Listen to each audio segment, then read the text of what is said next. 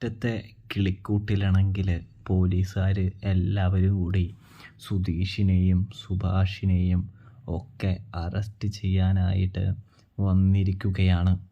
അതായത് നമ്മുടെ നീതുവിൻ്റെ ആങ്ങളയെ തല്ലിയതിൻ്റെ പേരിലാണ് ഈ പ്രശ്നവും പുകിലും ഒക്കെ നടക്കുന്നത് എന്ന് കാണാം.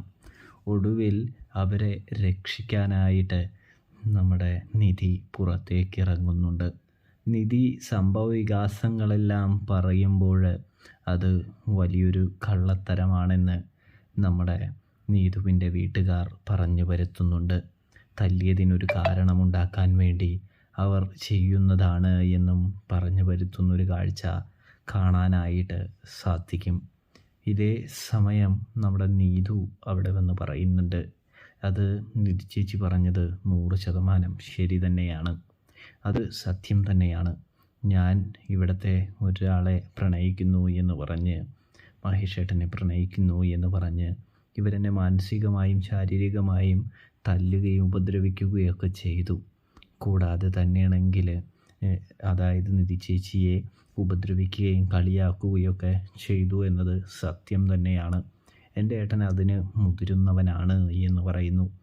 ഇനി നിങ്ങൾക്ക് ഇവരെ അറസ്റ്റ് ചെയ്യാൻ കഴിയുമെങ്കിൽ ഞാൻ എന്തായാലും കോടതിയിൽ വന്ന് പറയും. എനിക്ക് മഹേഷിൻ്റെ കൂടെ ജീവിച്ചാൽ മതി എന്നും എനിക്ക് അവരെ ഇഷ്ടമാണെന്നും ഞാൻ കോടതിയിൽ പറയും എന്ന് പറയുന്നത് കാണാനായിട്ട് സാധിക്കും. അപ്പോഴേക്കും നീതുവിൻ്റെ വീട്ടുകാരാണെങ്കിൽ ആകെ കൂടി പേടിക്കുന്നുണ്ട്.